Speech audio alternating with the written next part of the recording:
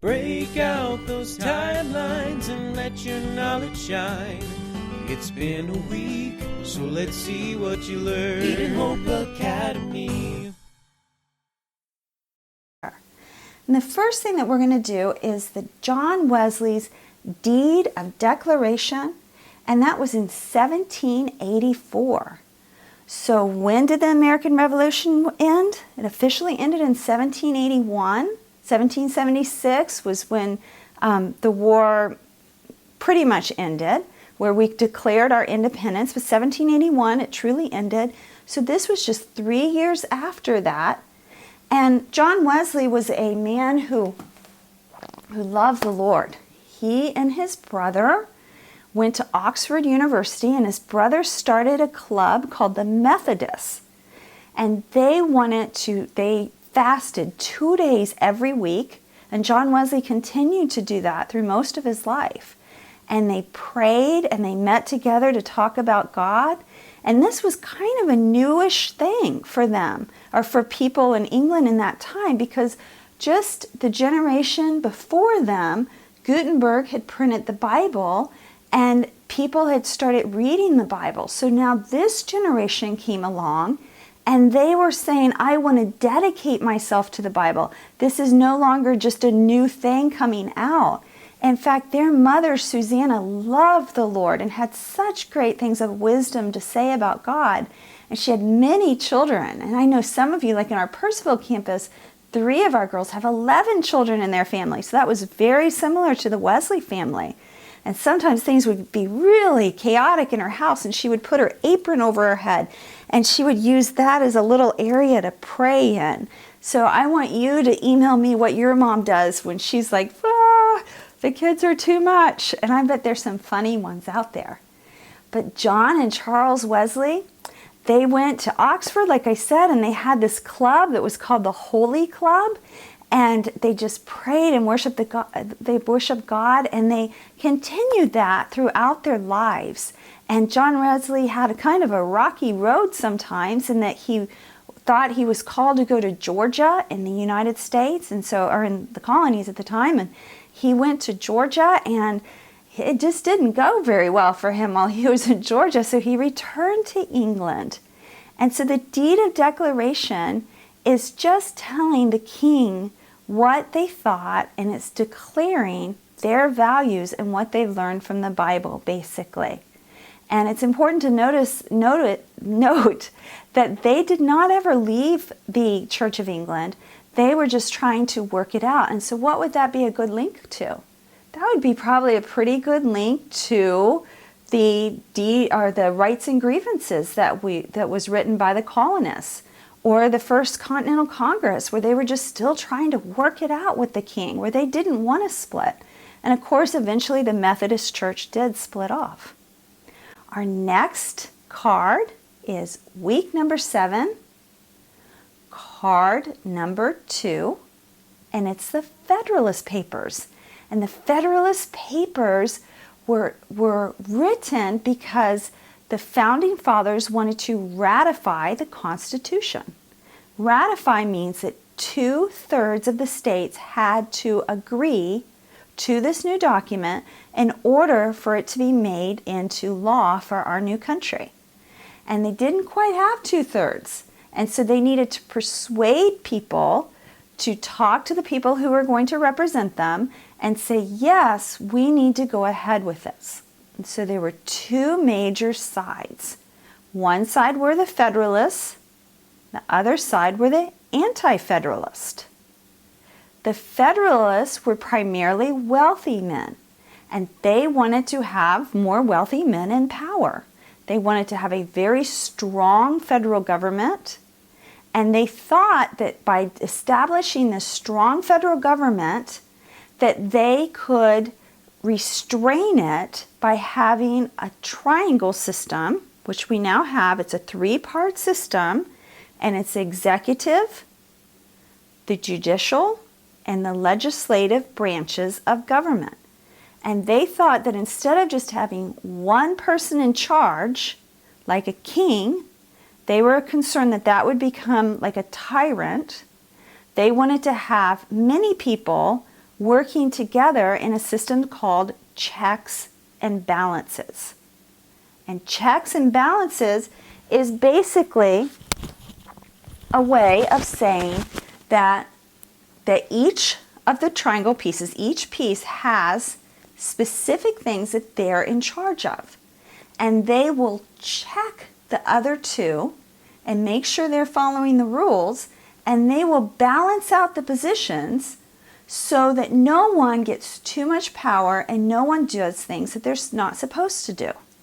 So for an example, the legislative branch, which is the Senate and the Congress, is in charge of making our rules, and they're also in charge of all treaties, which are agreements with other countries. So any major agreement with another country is called a treaty, and Congress has to say that this is a treaty that the country wants.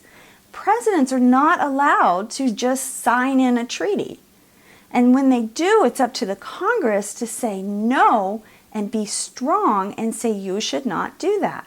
Unfortunately, in our country, that doesn't always happen, which is why it's so important to pay attention to congressional races and support people that you think are going to do a good job and really represent you, and support people who are very wise, because you want people who are willing to stand up for what is good and what you believe in. So the Federalists included Alexander Hamilton, John Jay, and James Madison. Alexander Hamilton, John Jay, and James Madison. And they really thought that this system of checks and balances would work for our country. The other side included, the Anti-Federalists included Sam Adams, Patrick Henry, John Hancock, Thomas Jefferson, and others, many others. So the Federalist Papers were primarily written by the people who were the Federalists: Alexander Hamilton, John Jay, and James Madison. The people who were the leaders of the Anti-Federalist movement, Sam Adams, Patrick Henry, John Hancock, and Thomas Jefferson, they were primarily for the small rural farmers. Now, if you remember, John Hancock was actually fairly wealthy, but he really wanted states to have as many rights as possible. Thomas Jefferson, the same. He was fairly wealthy, but they truly saw states' rights and individual rights as paramount in this new government. They demanded that their Bill of Rights be written. And so out of all of this writing, these Federalist Papers went on for a long time, where they would write these long papers in newspapers that would be printed.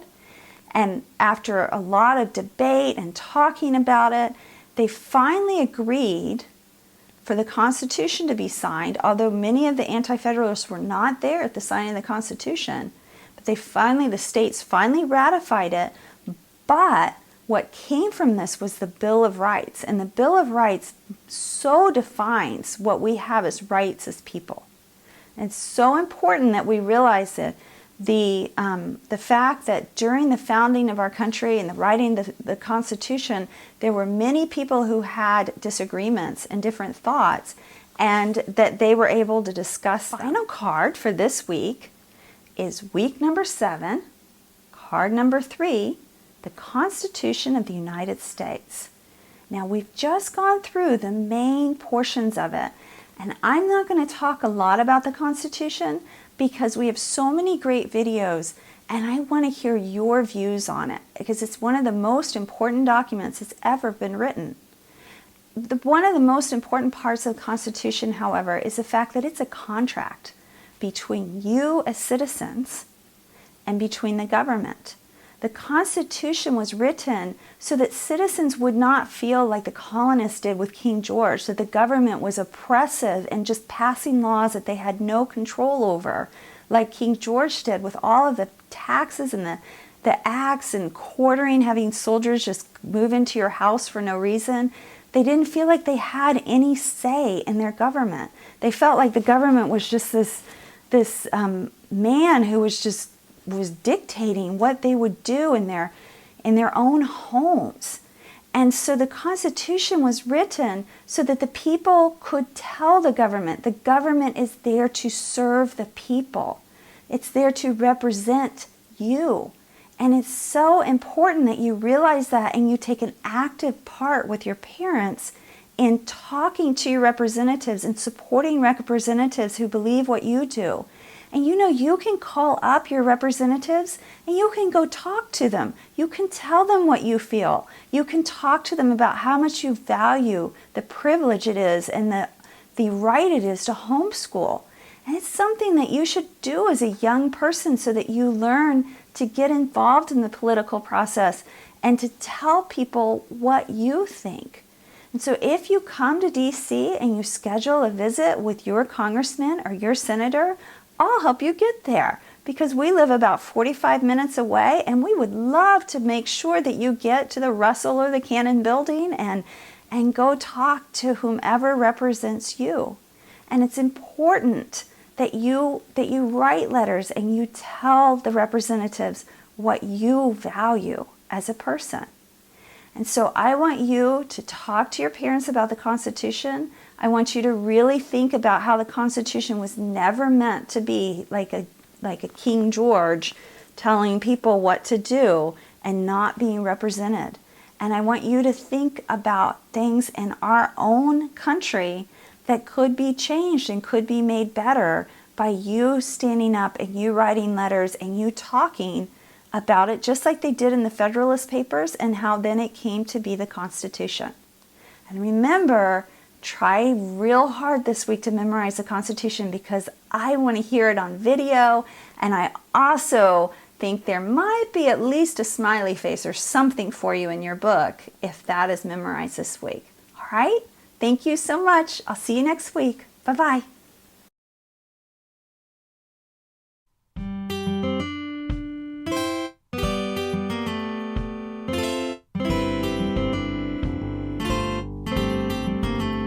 We are believers, we are teachers, we are all God's creatures. We are opening up the doors to our home. We cherish the moments when we see our children with faith burning strong, learning at their own paces, smiles on their glowing faces. We're caring for their education. Come and join our family at Eden Hope Academy.